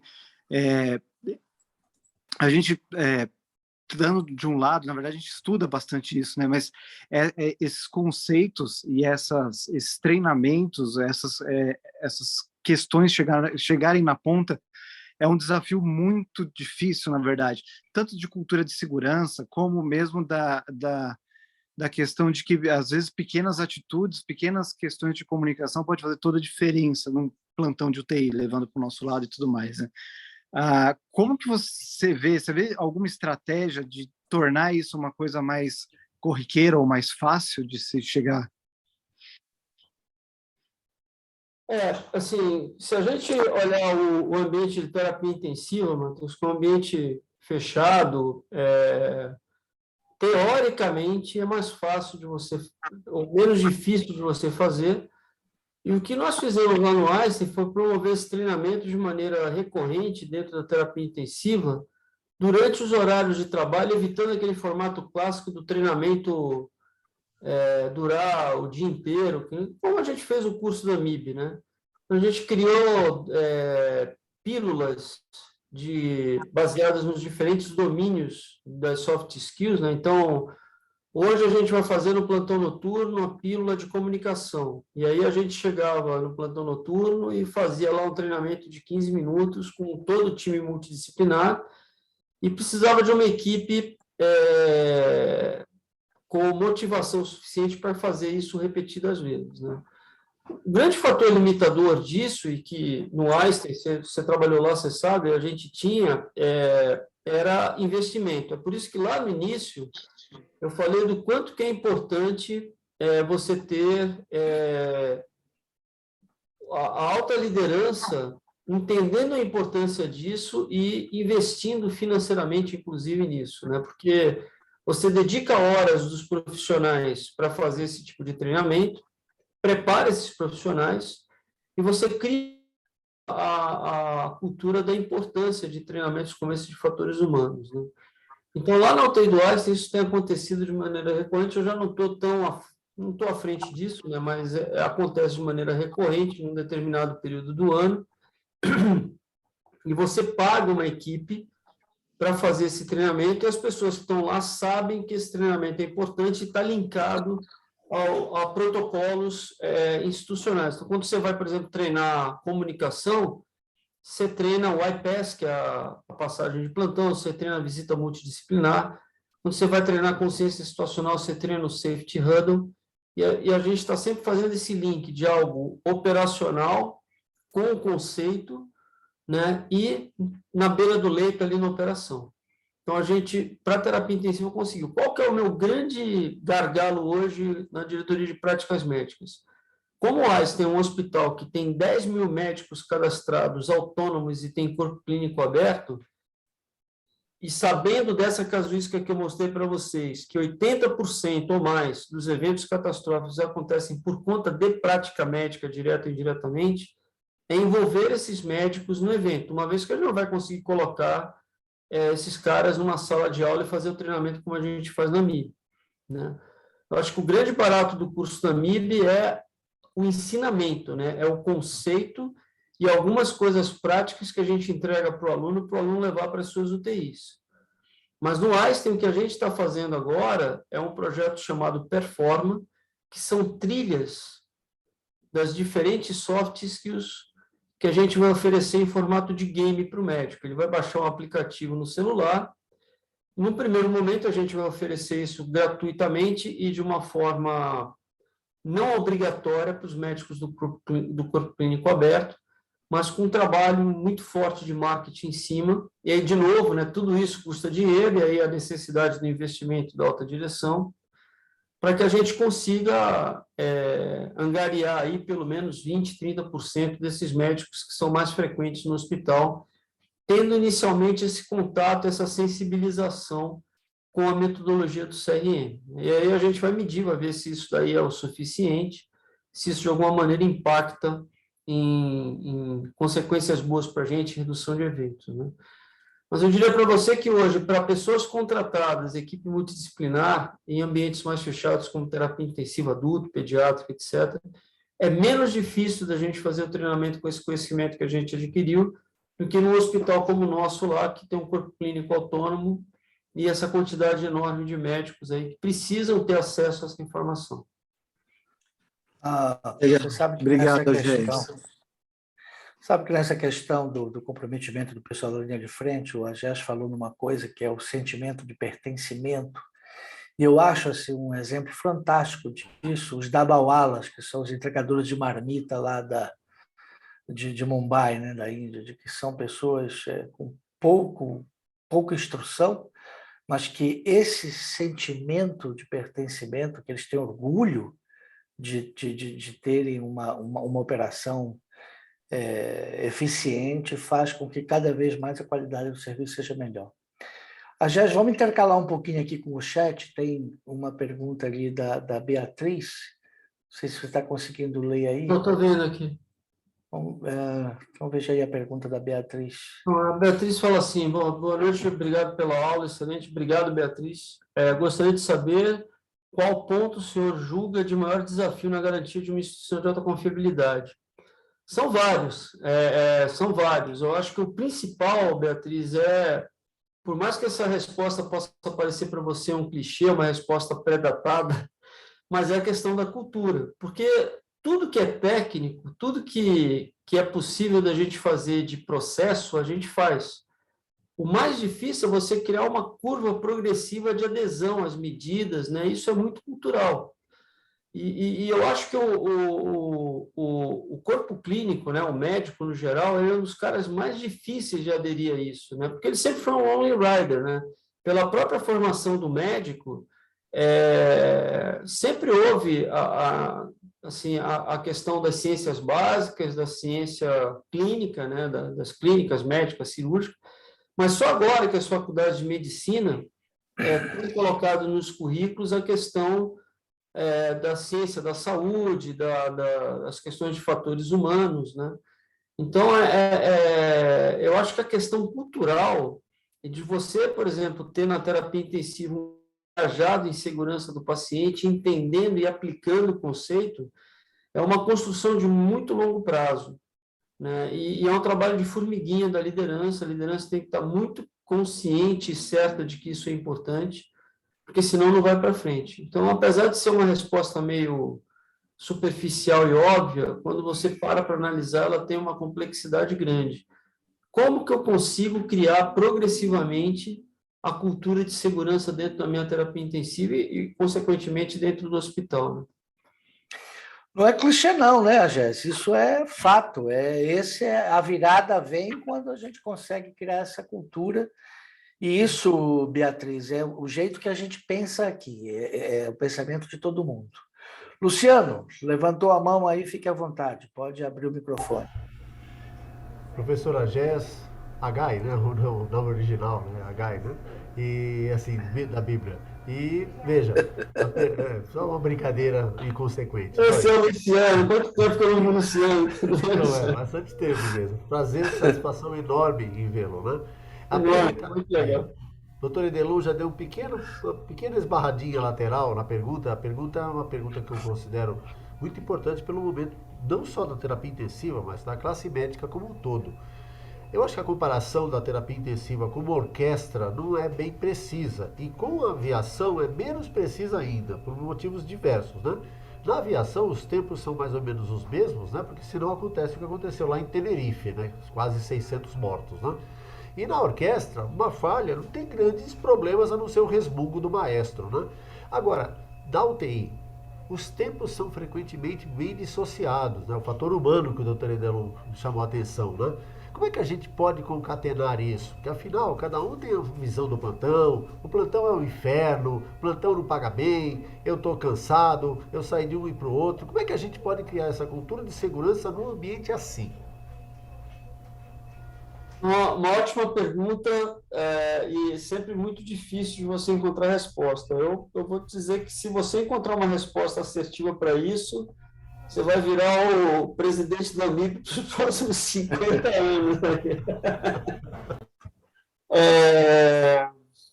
Eu concordo com você com relação à aviação. A gente sempre conversou muito isso com toda a liderança, né, da MIB, com as pessoas que sucederam, e a gente sabe que o que a gente traz da aviação é o conceito e não a operação, né, porque são coisas totalmente diferentes. Inclusive, tem artigos na literatura da própria terapia intensiva que mostram as diferenças que são profundas entre a operação diária de um avião e do setor de aviação e a operação de um hospital, e especificamente de uma terapia intensiva. Mas, Luciano, de novo, eu bato na questão da cultura, né? Recentemente, a gente fez um trabalho lá no hospital, e a situação era a seguinte: o corpo clínico estava extremamente insatisfeito com algumas coisas relacionadas à política comercial lá no Einstein, e tinha alguns médicos que estavam, inclusive, pensando em sair da instituição. O nosso nível de satisfação estava despencando. E aí nós fomos conversar, fizemos várias reuniões, e a gente foi conversar com um cara chamado Donald Berry, que é o presidente emérito do Institute for Healthcare Improvement. E ele falou para a gente de um negócio que tem gestão da mudança, chamado curva de adoção de Rogers. Essa curva de adoção de qualquer inovação, de qualquer processo, de qualquer mudança, ela mostra que isso é um processo de longo prazo e que você vai começar trabalhando com aquelas pessoas que têm o DNA da inovação e com os chamados early adopters. Esses caras vão aprender né, vão estar do seu lado e vão ser propagadores da mudança e das novas ideias. E, progressivamente, você vai ter o que eles chamam de early majority, né, que é aquela maioria que, depois de alguma resistência, acaba entendendo e aceitando a mudança e praticando. O late majority, que é o pessoal que é mais resistente ainda, mas aos poucos você vai conseguindo fazer a mudança acontecer, até você chegar em 5 a 7% da população da tua equipe multidisciplinar dentro da UTI, que independente do que você faça, esses caras não vão aceitar mudança nenhuma. E isso é muito comum da gente ver, principalmente nos serviços públicos. Então, assim, eu honestamente, com, sei lá, 25 de terapia intensiva, eu nunca tinha pensado nisso quando o Donald Berwick falou. E, de fato, se a gente tiver a ansiedade de fazer uma mudança e esperar que todo mundo aceite essa mudança de primeira, assim, rapidamente, o nível de frustração é muito grande. Então, quando você fala de cultura de segurança, de qualidade dentro da UTI, esse mapeamento das pessoas, e aí a gente chega na minha resposta para você, que assim trabalhar com a equipe em busca de atingir metas de maneira ética, adequada, mapear quem são essas pessoas que são inovadores, são embaixadores, entre aspas, das melhorias e da mudança, e fazer com que aos poucos isso vire uma onda positiva que vai fazendo com que essas mudanças sejam percebidas como ganhos progressivos de qualidade, e essa sensação de pertencimento que o Ederlon falou vá, ao longo do tempo, aumentando. Pode parecer um modelo teórico, né, um modelo muito baseado na teoria lá da curva do Rogers, mas ele, na prática, acontece. O Matheus teve a oportunidade de trabalhar com a gente lá no hospital em Santo André, e muitas das coisas, intuitivamente, aconteciam assim. A gente começava uma mudança, essa mudança era percebida por alguns, e olhando hoje retrospectivamente, a gente vê que ao longo do tempo a gente acabava com muito trabalho, com aquele trabalho de formiguinha, né? Vai lá todo dia, passou o cateter central, a PAM no paciente que está com noradrenalina? Não passou. Cara, passa o cateter, é importante monitorizar o doente, etc. Até que um dia você vê que está todo mundo passando o cateter de PAM naquele paciente que está com droga vasoativa e que está em choque, e que isso é percebido como algo importante que traz qualidade no atendimento. Então, de novo, né, são conceitos e são respostas que podem parecer superficiais, mas que são extremamente complexas e que explicam por que é tão difícil a gente fazer essas mudanças, né, e por que é tão difícil a gente aplicar o conceito que a gente trouxe na aviação, ou da aviação, para o dia a dia, né? Agora, não dá para comparar, são operações, eu concordo com você, Luciano, totalmente diferentes. Os tempos são diferentes mesmo. E ainda vou te dizer mais, a gente fez isso lá na Beneficência Portuguesa, num curto período que eu trabalhei lá. Por mais que a gente mapeasse o processo, por mais que a gente tentasse padronizar os tempos de realização da passagem de plantão, visita da família, visita multi, a variação do ambiente de terapia intensiva é tão grande que muitas vezes aquele processo que estava desenhado como rotina acabava não acontecendo. E aí entra esse conceito da resiliência, né? O quanto que a gente é capaz de manter o sistema funcionando bem a despeito dessa variação. Então, eu não acho que a gente vai conseguir criar esse processo tão bonitinho como na aviação. Eu acho que é impossível dentro de uma terapia intensiva. Mas a gente consegue padronizar uma série de coisas e a gente consegue criar essa cultura de segurança, essa resiliência no time. Isso eu acho que é absolutamente possível. Mas é isso, Atia, não tem outro caminho. Caio, aproveitando aí você de mão levantada, fica à vontade aí. Vou até baixar a mão aqui. Doutora Gias, excelente aula, muito, muito interessante, porque fiz os dois cursos, fiz o Alta Performance e fiz junto com o Matheus, aliás, com você e Raquel, o CIM, e realmente são complementares, são cursos que vão te dar bastante embasamento para você ter decisões, até do ponto de vista não só gerenciar, mas como também gerenciamento na assistência, né? Quando você tem situações mais complexas na assistência, por exemplo, no gerenciamento de uma parada cardiorrespiratória. Então, é muito interessante a gente poder levar esses ensinamentos até para quando a gente não está buscando uma gestão, mas sim algo também assistencial de maneira organizada. Sem dúvida, isso é importantíssimo. Vou falar de algo que eu gosto muito e que eu realmente tenho visto um uso frequente que a gente tem, né, na terapia intensiva e em outras áreas críticas, que é a passagem de plantão. Passagem de plantão, em muitos casos, né, aliás, na maioria dos casos, é fundamental para nós na terapia intensiva, e ela acontece sim na folhinha, né? Por incrível que pareça, é a folhinha mesmo, aquela folhinha que às vezes é rabiscada. E ela tem o seu efeito, se o plantão é bem passado. E a gente tenta diversas formas tornar essa folhinha um pouco mais oficial. A gente tenta, por exemplo, no Einstein tem um iPass, né? A gente tem usado o iPass, a gente tem usado no servidor, a gente tem um Google Drive que faz a parte do dashboard. Mas existe um limiar muito interessante que é entre o benefício e o fardo de atualizar e montar essa passagem de plantão. Isso, independente do plantonista. Eu tento fazer as passagens de acordo com o que a gente tem de feedback, né? Porque não adianta a gente colocar um negócio aqui, ele fala, coloca o protocolo e não testa.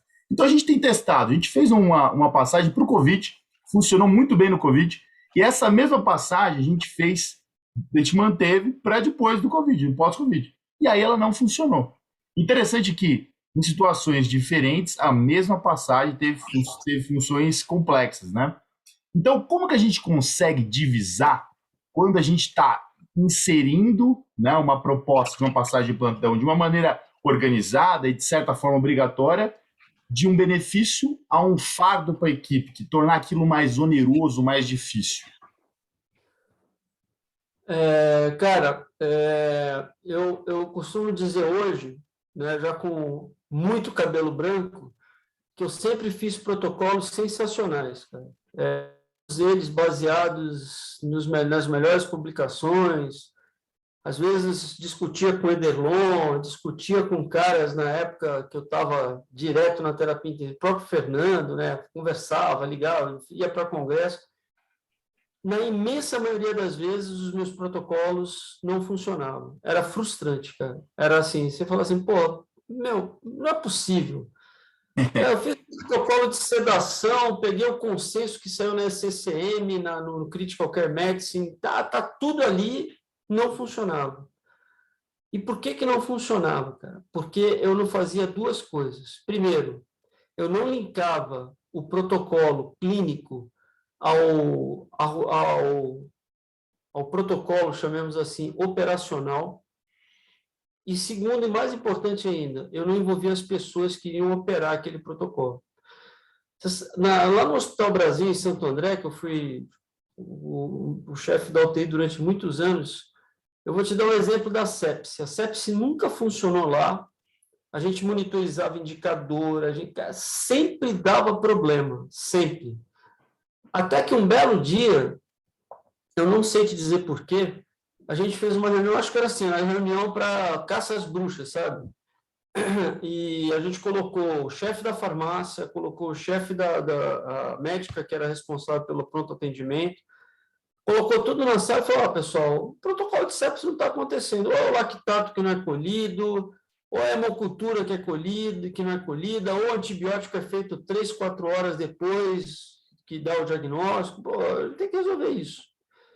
E aí foi que eu aprendi o quanto que é importante a gente ter as pessoas que estão envolvidas no processo, o cara do laboratório, o cara da farmácia, o médico do pronto-socorro, a enfermeira do pronto-socorro, para que essas pessoas passem para a gente que está construindo o documento as suas dificuldades, os seus medos, as suas limitações, para fazer com que aquilo que a gente acha que é a perfeição seja atingida. Então, eu considero que hoje, talvez os grandes erros, o Ederlon sabe o quanto que eu estudei esse negócio de passagem de plantão, um dos grandes erros que a gente comete como líder de uma terapia intensiva, numa situação como essa de passagem de plantão, é impor um método sem que as pessoas participem na construção desse método, né? Sem que eu escute, por exemplo, o plantonista do sábado à noite para saber se a folhinha da passagem de plantão ou o iPass que está lá no Cerner, lá no Einstein, são as melhores maneiras, ou se ele se sente à vontade, familiarizado, se ele se sente preparado para aplicar aquilo na prática. É claro que você não vai conseguir atingir a unanimidade, mas você vai conseguir fazer com que a grande maioria das pessoas da sua equipe, uma vez participando da discussão, construa algo que seja factível para a maioria das pessoas que vão participar do processo, que vão fazer aquilo acontecer.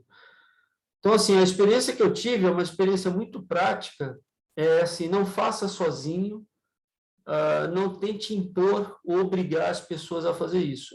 Quando eu era o supervisor lá do UTI do Einstein, era eu, Capone e o Eliezer era o gerente, né? A gente tentou impor muita coisa. Foi engraçadíssimo, uma vez no Congresso Brasileiro, encontrei alguns caras lá da UTI, eu tinha saído da UTI na época, e eles falavam assim, pô, Jess, fala com o Eliezer lá para ele tirar aquele carimbo que você colocou da passagem de plantão, porque até hoje todo mundo acorda às 6h30 da manhã para carimbar e passar o plantão, e aquilo ali pô, virou uma obrigação. E eles não viam valor naquilo, sabe? A ideia era a melhor possível, era você fazer com que o plantonista, né, o intensivista que estava de plantão, acordasse, estivesse descansando, batesse o carimbo ali, colocasse os pontos críticos, os riscos e tal. A ideia, na teoria, era fantástica. Aquilo virou uma obrigação, virou assim, um motivo de estresse para o time. E não necessariamente reduziu as falhas na passagem de plantão. Então, acho que quanto mais você envolver o time na construção, é melhor, sabendo que você não vai conseguir nunca que isso seja perfeito, mas você vai atingir uma maioria absoluta capaz de melhorar o seu processo. Perfeito, muito obrigado. Resumindo aí o que vocês dois disseram, quando você vai construir alguma coisa, escute o chão de fábrica, né? A gente não pode deixar de fazer isso. Agés, a gente está falando aqui em liderança, e nós temos grandes lideranças aqui acompanhando a nossa aula. Doutora Eliana Caser, doutor Fernando Dias, dá uma olhadinha no chat, enquanto isso os dois aí fiquem à vontade se quiserem se manifestar na sequência de uma pergunta do chat. Só mandar um beijo para a Eliana aí, eu tive a oportunidade de fazer o CRM lá no hospital dela em Vitória, foi um final de semana sensacional, eu e a Raquel lá com ela, foi super divertido, a gente fez muita coisa boa naquele final de semana. Teve muqueca, não? Teve, claro. Ei, Agéias, ei, Ederlan, boa noite, parabéns, olha, foi um grande prazer, eu tive dificuldade de reconhecê-lo, viu, Agéias? Você está muito diferente, mas está muito bem, viu, parabéns. Excelente, eu acho que é muito bom ouvir isso sempre, essa habilidades técnicas, não técnicas, de comunicação, segurança, e eu adorei a pergunta do Caio, porque eu tenho muita dificuldade em relação à passagem de plantão, o instrumento, já mudei umas 3 vezes, e agora, quando eles realmente escolheram a melhor forma, é a que está dando mais certo. É a que dando mais... É a melhor? É a ideal? Com certeza não, mas eu acho que a que está ajudando e que está funcionando. Ok? Um grande abraço a todos vocês, viu, Ederlan? Um prazer, Fernando, todo mundo. Beijão! Aí, eu acho que a sua experiência é igual a minha, Eliana. É isso aí. Não é perfeito, mas funciona dentro do possível, né? Agés, parabéns aí, excelente aula, aprendi bastante contigo mais uma vez hoje. E agora, falando de tudo, tem tanta coisa que eu gostaria de falar, mas eu sei que a gente não tem esse tempo todo, e eu vou ser assim, tentar ser objetivo em pelo menos uns 2 ou 3 pontos. O primeiro, esse último aspecto que tu estava abordando, né, da obrigação. Isso é uma coisa que os romanos já nos ensinaram aí há 2000 anos, né? Quando eles conquistavam algum povo, eles permitiam que eles mantivessem as suas tradições, a sua religião, e é mais ou menos isso, né? Um cara que tem uma formação, digamos, que trabalha na terapia intensiva, mas ele não... até uma escola diferente na terapia intensiva, mais invasivo, menos invasivo, uma abordagem mais cartesiana, uma abordagem mais liberal, enfim. A questão de protocolos, né? Tem muito trabalho, muito estudo, né? Questionando a utilidade de protocolo, de bundles, porque tu tira a capacidade do médico de decidir. Hoje em dia, quando se fala muito em medicina personalizada, não é? Isso é uma coisa que eu acho que ainda vai evoluir. Mas, assim, essa consciência situacional até ser intrínseca do indivíduo ou não, né? Porque tem pessoas que elas têm um conhecimento teórico monstruoso, mas muitas vezes têm dificuldade de colocar isso na prática, não é? E quando vocês falaram do lado do cara do Tenerife, o piloto da KLM era a estrela da KLM. Ele fazia, não é? E assim, a sequência de eventos, né? Eu não tenho usado mais a palavra culpa, eu tenho usado a palavra responsabilidade. Embora eu seja um católico não muito fervoroso, é uma coisa muito pesada, eu acho. Até eu falei isso numa reunião agora essa semana. Eu estou de volta na PUC, AGS. Opa, que legal. Depois de 9 anos, Lucas, eu voltei para lá. E assim, só outra coisa que eu queria colocar nessa questão da participação da equipe nas tomadas de decisão. Quando eu estava lá em Caxias, eu trabalhei em alguns hospitais, e em 2 hospitais eu queria saber quais os indicadores que o grupo achava interessante para aplicarmos na UTI. E eu elenquei assim, peguei lá aqueles indicadores do Pronovost, daquela turma lá, e botei no grupo. Uns 10, 12, assim, escolham quais os 5 que vocês consideram mais importantes. E, por incrível que pareça, um dos grupos deixou de fora a SMR. Eu fiquei extremamente surpreso, porque todo mundo se preocupa com mortalidade na UTI. E a primeira coisa que a alta direção te pergunta, poxa, mas está morrendo muita gente, o que aconteceu? Então, é para mostrar essa variabilidade e o entendimento que as pessoas têm, dependendo do momento como se encontram. Não é? Eu quero fazer agora na PUC isso com o grupo, agora que eu estou chegando de novo, e perguntar, não é? O que eles consideram importante em termos de indicadores. Isso mostra assim, toda essa variabilidade e tem a ver com consciência situacional, né? Porque é como cada um enxerga um determinado problema naquele momento. Eu acho que a tua apresentação assim, foi brilhante, não é? E agrega muito, assim, né?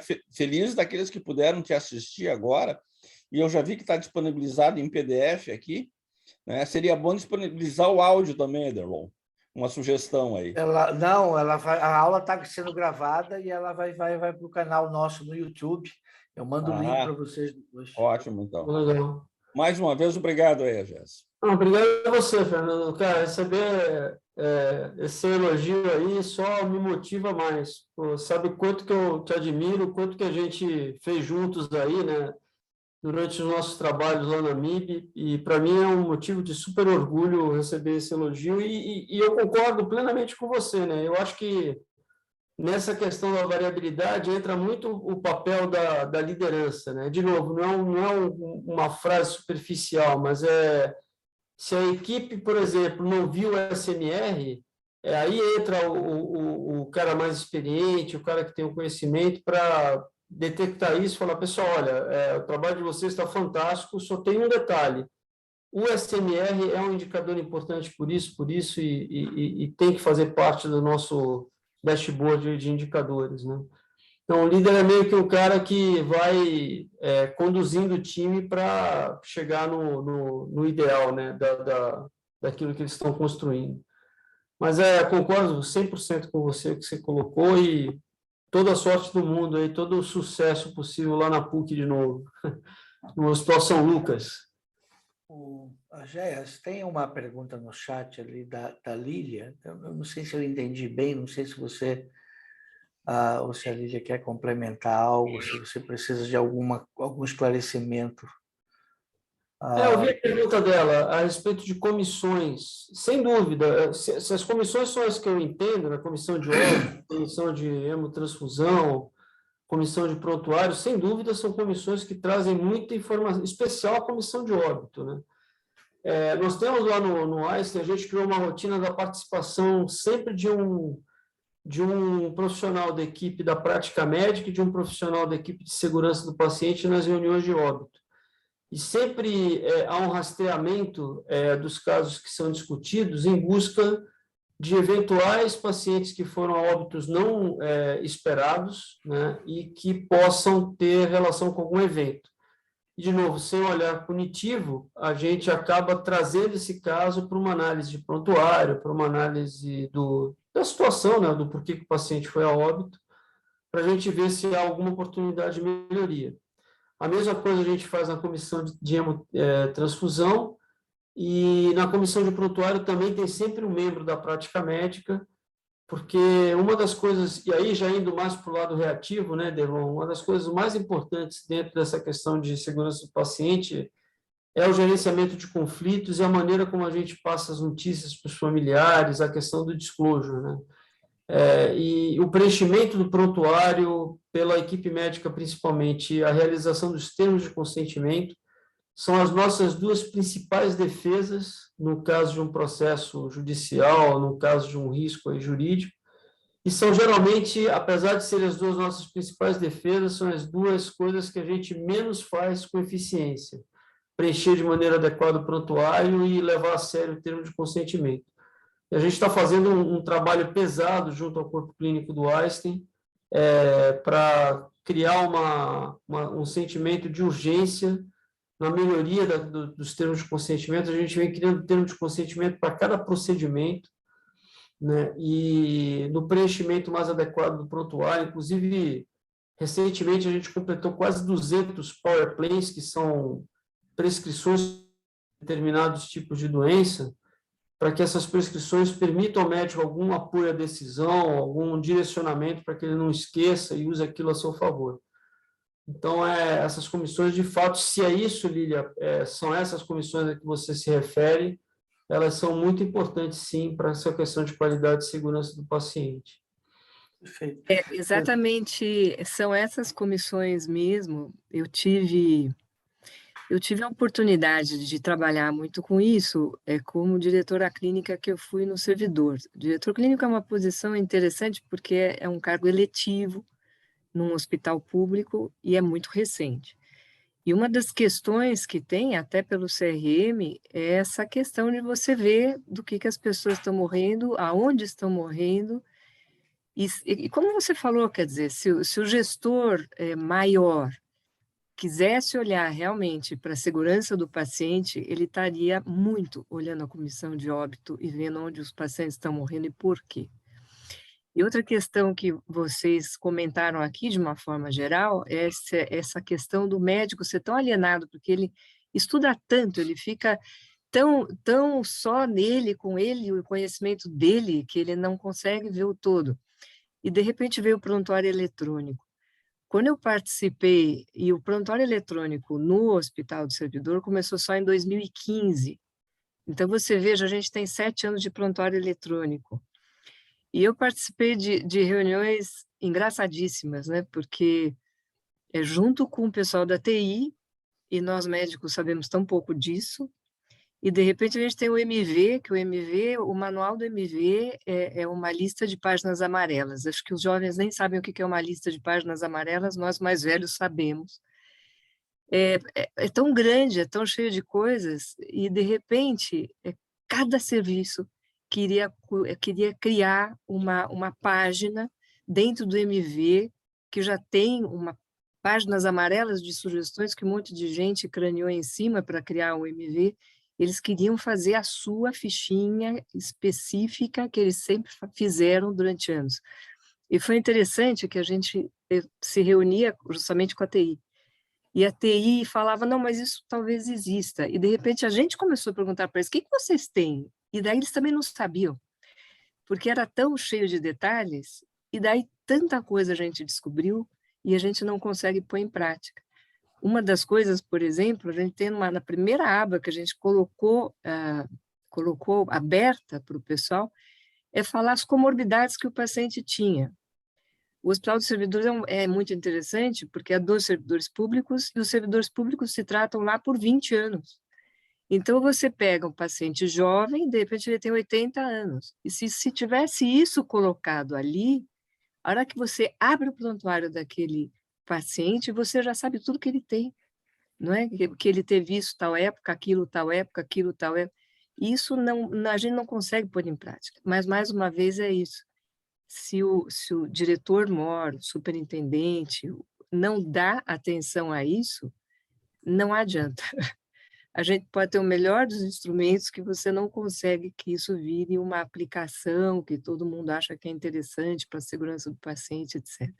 Então, era isso que eu queria comentar, né? O Luciano falou de olhar os aviões, quer dizer, vamos olhar para a comissão de prontuário, para a comissão de óbito e aproveitar coisas que estão aí, que o próprio CRM criou, que são muito boas.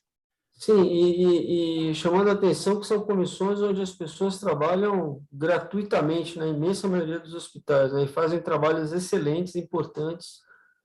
Por isso que a gente tomou essa atitude de direcionar profissionais que trabalham na segurança do paciente para participar, porque eu acho que você tem toda a razão, tem muita informação ali, tem muita coisa rica ali para a gente aproveitar.